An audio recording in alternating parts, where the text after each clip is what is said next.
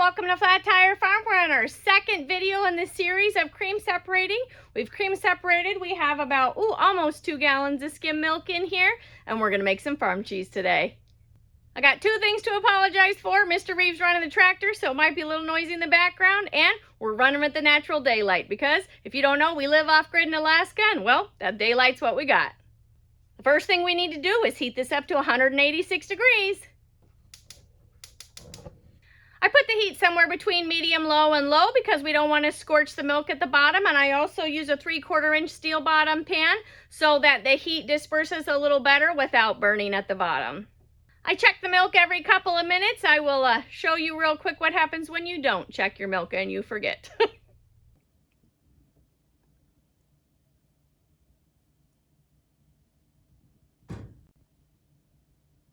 So my advice to you is don't forget your milk is on the stove.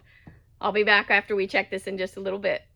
Okay, now this is goat skim milk, but you can use any kind of milk. You can use whole milk, you can use cow's milk. It doesn't really matter. It's all gonna make farm cheese. If you got milk, you can use it.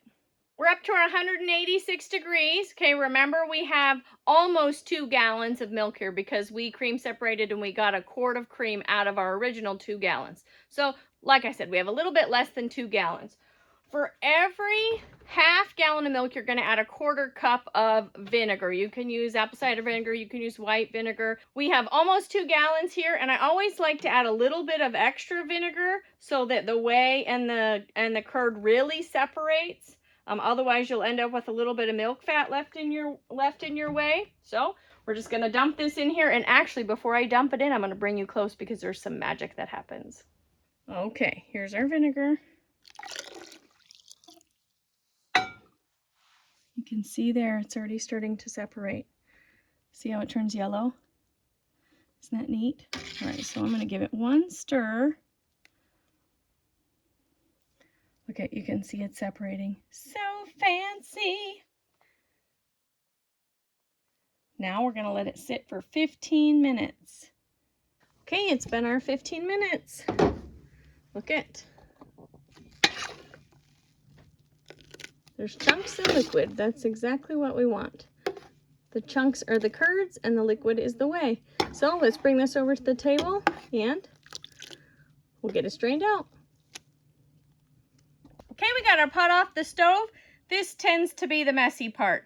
I do things the way I do them because I don't have hot running water and I don't have cold running water and I don't want to do all the dishes. So most people would put a cheesecloth over a bowl and strain this into a cheesecloth and hang it and let it drip until what was in the bag was the right amount of moisture for them. But I don't know if you've ever tried to wash a cheesecloth out by hand, but it's a disaster. And I do have a lovely brother and sister-in-law that I can go do laundry at their house. But it's not real nice to say, hey, can I take my nasty fermented cheesecloth and put it in your wash machine? So I don't use a cheesecloth. I use these stainless steel mesh strainers and they work great and they get most of the curds out and there's not a lot of waste. So if I scoop my pan close over here, then it doesn't make a mess. And I like this to be a little bit moist.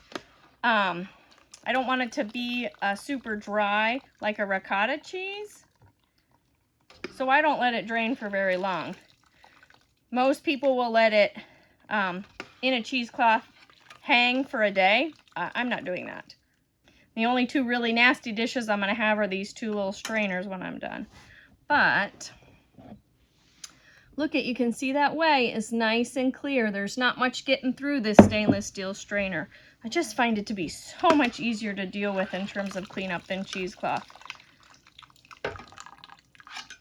Especially for a kind of off-grid situation. Okay, and I'll keep straining this out. I'm going to dump this stuff into a bowl. And it'll kind of continue to separate in the bowl. I'll show you in a little bit. Look at this beautiful whey. Now, there's lots of ways to use whey. I've canned it, I've froze it, I've saved it, I put it in soups. But today I'm going to be nice to my pigs and feed it to my pigs. And if you didn't know, there's actually a type of pig called a whey pig, and they're fancy and they just eat whey. That's what makes them fancy. So today it's just going in the pig bucket. Don't be sad, it's okay. Okay, now look, just in the time that we dumped the whey into the pig bucket, this has started to separate some more. Okay, so we're just gonna let it kind of keep separating on its own. And we'll keep straining this pot out. All right, I'll meet you back when I get all this strained. Okay, we'll get a little bit more of this whey out of here. Just let it sit for a minute. There we go. Still pretty gushy, so I'm just gonna let it drain for, I don't know, maybe a minute or two while I rinse up these dishes. Okay, note to self and to you. If you put your pig bucket on the floor where you don't normally have it and you fill it full of whey, and then you trying to rinse pans out and you move across your kitchen and you kick it, makes a huge mess and you are definitely covered in whey. Don't ask me how I know. Okay. This is probably sat here 2 or 3 minutes now because I had to clean up the whey mess. But you can see it's even taken on the shape of my little strainer there. But it's still pliable. See, it's not all crumbly yet. I don't like it crumbly. You may like it crumbly. I don't want it crumbly. If you want it crumbly, let it sit a little bit longer. So, to this we're going to add about a tablespoon of salt. We're just gonna mix it by hand here. It's warm, but it'll be okay. Whew, that's hot. Next hand. Okay, maybe we'll try the spoon. There we go. Okay, so now it's salted. And you can taste it and see if you like the salt content or not. You can add more. We always end up adding more. Oh, that's pretty good. All right, let me wash my hands and I'll show you what we're gonna do next. Okay, here's the really great thing about farm cheese. It's pretty mild flavored, so you can make whatever variation you want. We're gonna make 3 different variations today. Just gonna break it up a little bit. Okay, so this is just 2 jalapenos that I chopped up. I diced them up. Just mix them in there. Okay, I think there's enough mix here to make us 2 little logs. So, just put a little pile in the middle of the saran wrap here. This is actually some commercial wrap, but it is like so fabulous. It's nice and thick, doesn't break. Basically, you're just gonna wrap up this cheese like a burrito. And then the saran wrap will act kind of like its own little cheese press. And if you sit it in the fridge for a day, by tomorrow, it'll be all combined and you can slice it even like regular sliced cheese. That's why I leave it a little bit wet. If you left it dry, it would just crumble and fall apart. Now, it's not gonna be perfectly wonderful solid cheese, but it's gonna be pretty close.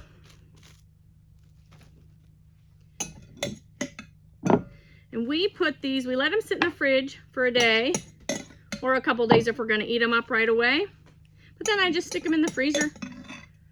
We'll chop them up, put them on salads, put on as toppings for pizza. Now this cheese doesn't melt. Okay, that's the downside of farm cheese. It doesn't melt, but it's still delicious and it's cheese. And I didn't have to pay $9 a pound or whatever cheese costs these days. So that is a good deal for me.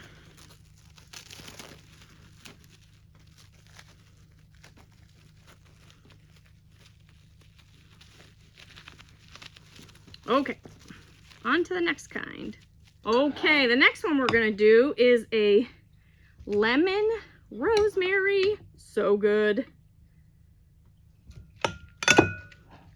So I zested 1 lemon and I probably put, oh, I don't know, 1.5 tablespoons of rosemary in there. We're just gonna add that to our base mix here. Chop it up. We'll roll it up just like those jalapeno ones. Oh my gosh, this smells so good. I'm sure you can tell which one's my favorite. Now this lemon rosemary one, I might add to a chicken pasta Or if I was gonna make a chicken lasagna with a white sauce, I would put this in as the cheese, or you can just eat it plain, which is also delicious. All right, last one. I'm not gonna rinse this bowl. It's gonna be fine if there's a little rosemary and lemon in the next one. Squeeze that extra whey out of there. See, even as it sat in the bowl, there was just a little bit more whey that I just dumped on my table. This one is just gonna be Italian seasoning. So there's about a tablespoon of thyme, a tablespoon of sage, and a tablespoon and a half of oregano. This is the beauty of this cheese. You can add whatever you want. If you wanted to make one like a dessert one that you were going to maybe sprinkle in the filling of cinnamon rolls, oh, you could do like cinnamon and cloves and nutmeg in it and a little bit of sugar. Oh, it'd be so good. Basically, if you like it, you can add it to this. And sometimes I use up things that we have. Like I only made the jalapeno one today because I have jalapenos sitting in my fridge that need to get used up. All right, there we have it. Beautiful cheese. Okay, I didn't think it was fair to end the video without showing you what it looks like in the end. So it's the next evening. I've cut into the ends of these so you can see. This is the Italian seasoning, the jalapeno and lemon rosemary. Now it has the consistency and chewiness of a mozzarella and also the moisture of a mozzarella, but it is a little crumbly like feta. Not teeny tiny pieces like feta, but bigger hunks. It's pretty delicious. Now there's no preservatives in this, so I don't leave it in the fridge for longer than a week, and if we're not going to eat it up in a week, I'll just store it in the freezer and pull it out when we're ready. Now, if you want to watch the cream separating video where I originally got this skim milk, or if you want to watch me turn the cream into butter, I'll link the playlist at the end. It'll probably be around here soon. Also in the description below, I'll link any of the equipment that we may have used today. As always, thanks for joining us, guys. Stay tuned for more videos.